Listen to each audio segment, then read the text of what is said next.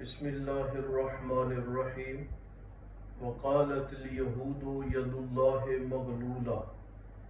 اس آیت مبارکہ میں اللہ تعالیٰ نے یہودیوں کی ایک گستاخی کا تذکرہ کیا ہے کہ اللہ کے ہاتھ بخیل ہے۔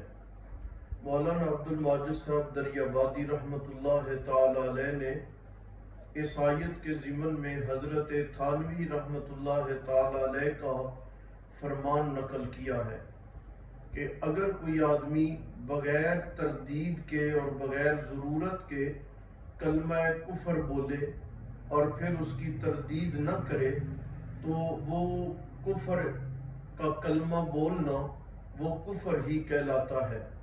اس لیے حضرت تھانوی رحمۃ اللہ علیہ کا فرمان ہمیں اس بات سے آگاہ کرتا ہے کہ ہمیں دین کے مسائل میں گفتگو کرتے ہوئے، عقائد اور احکامات کے متعلق گفتگو کرتے ہوئے ہمیشہ اپنا لب و لہجہ محتاط اور اپنے الفاظ محتاط رکھنے چاہیے۔